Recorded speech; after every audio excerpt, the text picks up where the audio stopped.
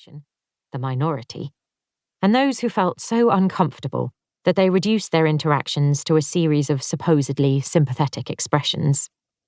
Miss Evans was of the latter group. It wasn't all bad, though. Gail had been assigned an SST, or Specialist Support Teacher. Mrs. Gibbons was older and more experienced, and she was able to look Rachel in the eye and understand that there was more to her life than a dead daughter, but that it still touched everything. Rachel peered past Miss Evans into the now busy classroom, looking for her son's helper, needing to see a friendly face. But she couldn't see her. "I'm sorry that Mrs. Gibbons isn't here today." Suddenly Rachel registered that Miss Evans was speaking to her. "I'm sorry?" "Mrs. Gibbons. She's poorly." Miss Evans's pretty mouth crumpled into a faux look of sadness, as if this was a shame, something that couldn't be helped.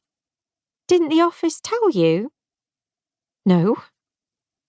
Somewhere inside Rachel, a familiar cocktail of panic and rage began to mix itself together. No, they didn't. For a few seconds, Rachel saw a possible future. She could demand to know who would take Mrs. Gibbons' place, who would support Gail until she returned.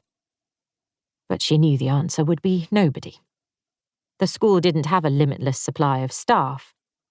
They'd told her that many times in the meetings and support sessions since Layla had died. So instead of complaining, Rachel simply let her soul shrivel a little more, then turned away. She waited in the reception for the head teacher, trying not to think of the first time she'd been in this space. The three of them, Rachel, her husband John, and the precocious, bright, wonderful 4-year-old Layla, had sat on the very same chairs, waiting for the same Miss Townsend to take them on a tour of the school. It was crazy. She'd been there dozens of times since, before Layla died too.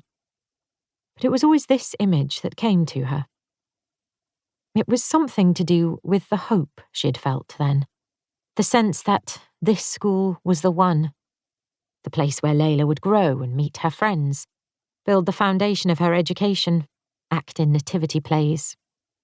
These were the spaces that would mould Layla into the teenager she would become, the beautiful young adult after that. And beyond, who knew?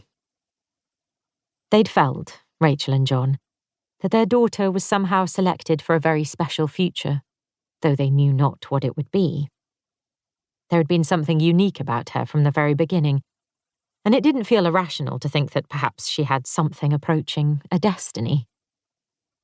And now, this morning, Rachel found her mind filling up with memories of how her daughter had gripped her hand that day. Before she knew it, Rachel was weeping. Not the full-blown crying that sometimes still happened, even in public, but the quiet tears that were just enough to ruin her makeup. She swore under her breath as she regained control and dabbed her eyes with a tissue. And then the school's automatic front doors swished open, and her husband walked in. "John, you said you had a meeting." "I did. I asked Charlie to stand in for me. If they have any questions, they're going to phone, but I told them it was important I was here." She smiled and felt a now familiar, but still confusing, swirl of emotions. A wave of love for this man who stood so handsomely before her in his dark blue suit, but also a peculiar emptiness, as if that wasn't enough, not anymore, and perhaps never could be again.